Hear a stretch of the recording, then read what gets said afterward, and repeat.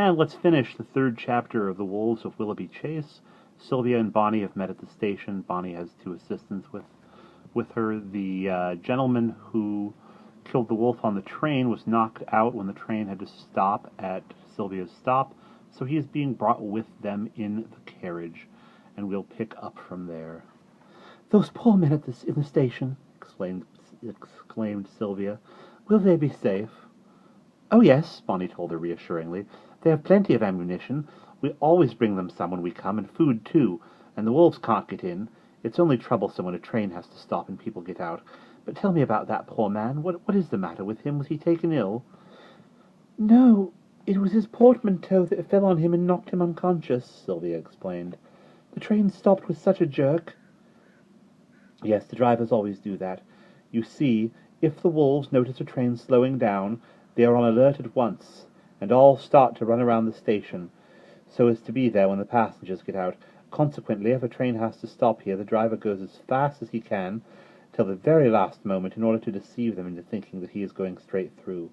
But now, tell me about yourself," said Bonnie, affectionately passing an arm round Sylvia and making sure that she was well wrapped up. "Did you have a pleasant journey? Are you hungry or thirsty?" "Oh, thank you. I had some provisions with me for the train. We had quite a pleasant journey.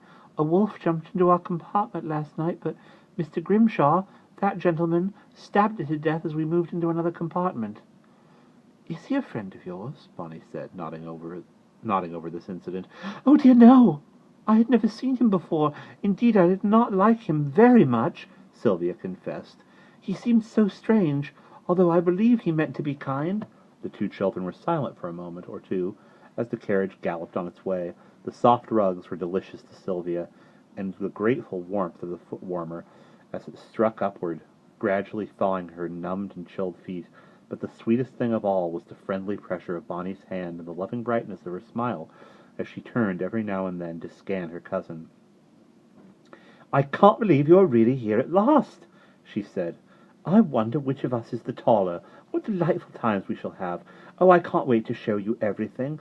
The ponies my father has bought, a new little quiet one for you, in case you are not used to riding, and the hothouse flowers and my collections, and the wolfhounds. We shall have such games, and in summer we can go for excursions in the wolds with the pony trap. If only Mamma and Papa did not have to go away, it would be quite perfect," she sighed. "Poor Bonnie," said Sylvia impulsively, squeezing her cousin's hand. "Perhaps it will not have to be for very long." She received a grateful pressure in return, and they were silent again, listening to the crunch of the wheels on the snow and the cry of the wolf pack, now becoming fainter behind them in the distance. There was something magical about this ride which Sylvia had to remember for the rest of her life. The dark, snow-scented air blowing constantly past them, the boundless wold and forest stretching away in all directions before and behind, the tramp and jingle of the horses, the snugness and security of the carriage, and above all, Bonnie's happy, welcoming presence beside her.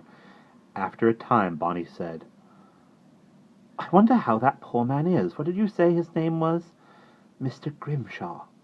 Bonnie leaned across and plucked gently at his hand. "Mr. Grimshaw, Mr. Grimshaw, are you any better?" But there was no reply. "He must be unconscious still," she said. "I wish we had some restoratives to give him. However, we shall be at home in another hour. Patton and Mrs. Shabunkin will know what to do for him. Patton is my maid, and oh, such a dear, and Mrs. Shabunkin is the housekeeper."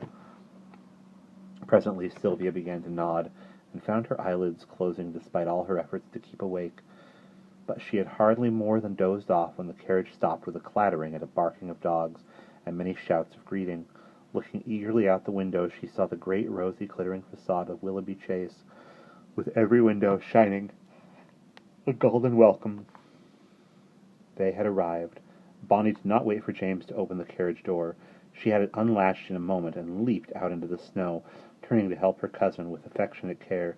Sylvia was stiff and dazed with fatigue, and as Bonnie led her tenderly up the great curving flights of steps and into the hall, she received only a vague impression of many lights and much warmth, people rushing hither and thither, and a kindly voice, that of Patton the maid, saying, "Poor little dear! She is wearied to death. James, do you carry her upstairs while I ask Mrs. Shabunkin for a posset." The posset came, steaming sweet and delicious, and Pattern's gentle hands removed Sylvia's traveling clothes. Sylvia was too sleepy to study her surroundings before she was placed between soft, smooth sheets and sank deep into dreamless slumber.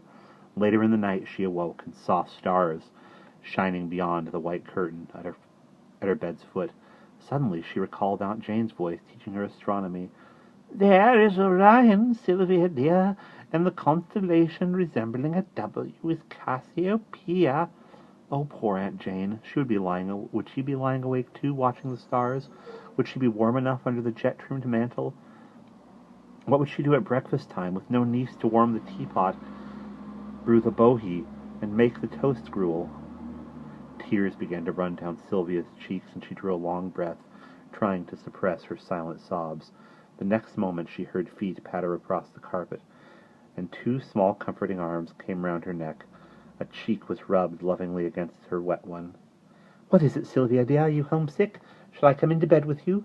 Sylvia was on the point of revealing her worries about Aunt Jane.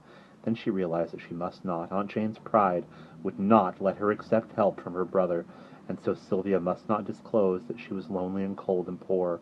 But oh, somehow she must find a means of helping her aunt. She must. "Don't cry," Bonnie whispered. "This is your home now, and we shall do ever such delightful things together. I am sure I can make you happy." She hugged Sylvia again, and slipping into the bed, began telling her of all the plans she had for skating, and picking primroses in spring, and days on the moors in summer. Sylvia could not help being cheered by this happy prospect, and soon both children fell asleep, the dark head and the fair one on one pillow. And that is the end of chapter 3.